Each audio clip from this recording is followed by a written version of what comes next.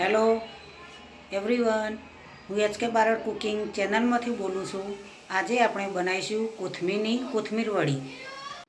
લીલી કોથમીર છે, ધોઈને સરસ રીતે તૈયાર કરી દીધી છે. હવે તેને કટિંગ કરીશું. કોથમીર વડી બનાવવાની છે. કોથમીર સરસ એવા મસ્ત કટિંગ કરીને તૈયાર રાખી છે. તેમાં પહેલાં મીઠું એડ કરીશું,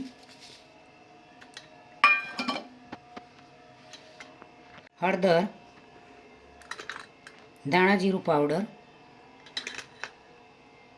લાલ મરચું, હિંગ, તલ,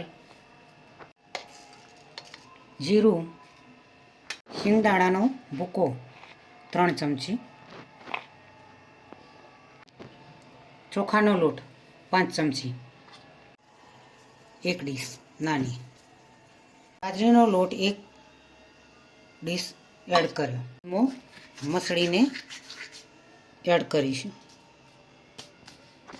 થોડી 1 ચમચી ખોળ એડ કરીશું.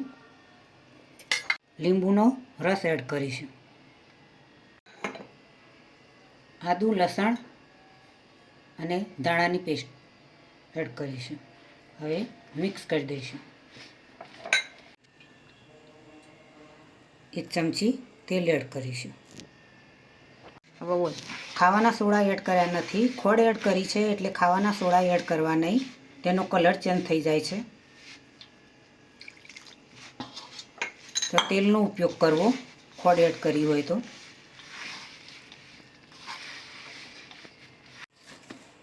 લોટ બાંધીને તૈયાર કરી દીધો છે. હવે તેને 5 મિનિટ રવા દઈશું. સાઈડમાં પાણી પણ કઢાઈમાં મૂકી દીધું છે. તેલ લગાવી દઈશું.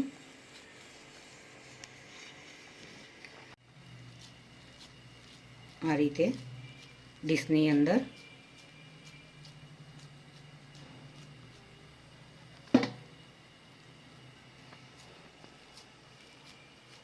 કોથમીર વળીને ગાર્નિશિંગ માટે તલ એડ કરીશું. પાણી થઈ ગઈ છે. હવે ડીશને કઢાઈની અંદર મૂકીશું. 15 મિનિટ સુધી થવા દઈશું. કોથમીર વડી તૈયાર થઈ ગઈ છે. હવે તેના પીસ કરીશું.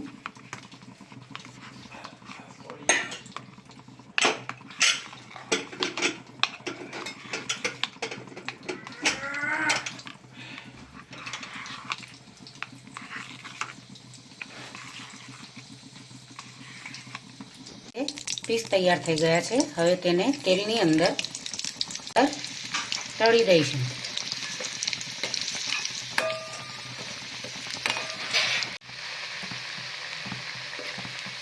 આ રીતે ફેરવીને તળી દઈશું.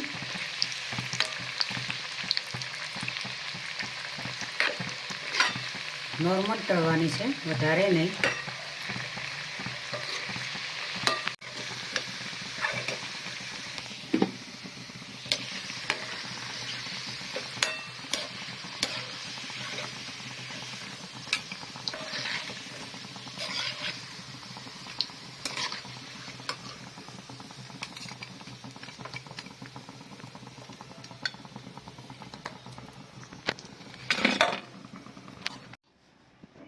સરસ એવી ટેસ્ટી કોથમીર વડી તૈયાર થઈ ગઈ છે મિત્રો. તમે જોઈ શકો છો, ખૂબ જ સ્વાદિષ્ટ એવી ટેસ્ટી કોથમીર વડી બની છે. શિયાળાની ઋતુમાં સરસ એવી લીલી કોથમીર મળતી હોય છે, તાજી એવી. તો તેની આ રીતે કોથમીર વડી બનાવવામાં આવે છે. તેનો જ્યુસ પણ બનાવીને પીવામાં વખો માટે ખૂબ જ ઉપયોગી હોય છે. નાસ્તામાં તમારે આ રીતે કોથમીર વડી બનાવીને તમે ચટણી સાથે પણ ખાઈ શકો છો. ખૂબ જ મજા આવશે. તો આજની રેસીપી મિત્રો તમને જરૂરથી મારી ગમી હશે. મારી ચેનલને સબસ્ક્રાઈબ કરજો, મારા વિડીયોને લાઈક કરજો, શેર કરજો, બને તો કોમેન્ટ કરજો.